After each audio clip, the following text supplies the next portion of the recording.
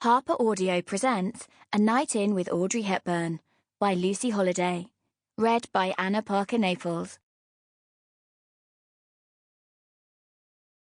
June 1999. There's no way on earth I'm going to get this part. For starters, the show is called The Sound of Music, and I'm about as musical as a rusty tin opener. Seriously, I can barely hold a tune. If the director and casting agent suddenly have a drastic change of heart and decide instead to start auditioning the 100-odd kids gathered here this afternoon for a brand new musical called The Sound of Rusty Tin Openers, well, then I'll be a shoo-in. Until then, though, I'd estimate my chances of winning the role of Louisa Von Trapp at roughly 0. Oh, and for another thing, all the other girls here at the New Wimbledon Theatre with the label Louisa stuck to their chests are petite, blonde, and cute as a button pretty. Whereas I'm a bit gangly, my hair is the colour of double espresso, and even though I don't think I should be walking about with a paper bag on my head, cute as a button prettiness isn't really my thing. In fact, surely the director and casting agent are going to seriously question why I'm here at all. It's a question with a pretty straightforward answer, though. My mother. And here she is now, bustling back over towards me and my sister Cass, fresh from 5 minutes of wrangling with the casting director's assistant. "Did it!" Mum practically yelled, with the sort of triumphant fist clutch Tim Henman is always doing on Wimbledon's centre court, just a mile down the road from here, shortly before he's knocked out of the tournament for another year. "Mum, can't you be a bit quieter?"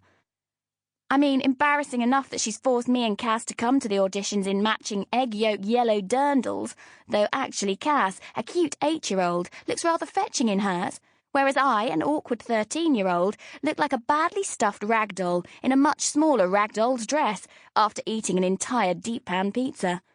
But now she's drawing even more attention to the three of us.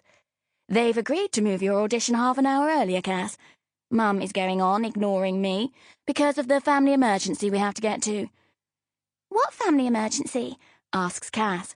"You know, the important one," Mum fibs. "Anyway," she adds, lowering her voice so that only Cass and I can hear her, "the point is that it'll get you into the audition ahead of the youngest Walker girl, so I'd be perfectly happy to say your grandparents were on fire if it did the trick." The youngest Walker girl is Mum and Cass's nemesis, a triple threat 9-year-old, acting, singing and dancing, from an apparently unending line of showbiz Walkers. She has pipped Cass to the post for 3 big roles lately: Annie in the Aylesbury Waterside production of Annie, Cosette in a production of Les Mis at the Seacombe Theatre in Sutton, and, most gallingly of all, Tuvea's youngest daughter Bielka in a nationwide touring revival of Fiddler on the Roof.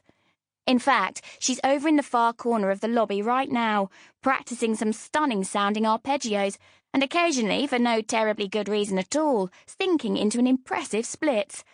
I don't know if the splits are required in The Sound of Music. I don't actually remember any in the Julie Andrews movie version. But it's certainly doing a good job of psyching out all the other prospective Brigittas. The last display of the splits caused 3 of them to burst into simultaneous tears and flee the auditions before their names were even called. Though it did earn the youngest Walker girl a pretty fierce telling off from her older sister, another of the showbiz Walkers, who's evidently here for the part of Louisa, and looking almost as unenthusiastic about it as I am. "They just need a chance to see you before they see her, darling," Mum is telling Cass, "and that part is yours. Now, do you need me to run through the words to the Goat Herd song again, or do you think you've got it now?" "I've got it, Mum!" Cass may be a full 5 years younger than me, but she's got roughly 5 times my chutzpah. "For God's sake! Anyway, if I forget any of the main words, I'll just skip as fast as possible to the Star Wars bit." Mum and I both stare at her in confusion. "You know, the bits where I sing Yoda, Yoda, Yoda, Yoda, Yoda. I don't understand, though," Cass adds plaintively, "what Yoda has to do with The Sound of Music at all." I think I need a breath of fresh air. "Where are you going?" Mum shrieks as I reach across to one of the orange plastic chairs for my rucksack. "What about your audition?" "It's not until 3:10, Mum. That's 3.5 hours away. Anyway, I thought I might go and find a quiet place to rehearse." Finding a quiet place to rehearse often means I get left in peace for a while, without Mum coming and nagging me to help Cass learn lines for whatever audition or show is currently on the schedule, or without... Sample complete.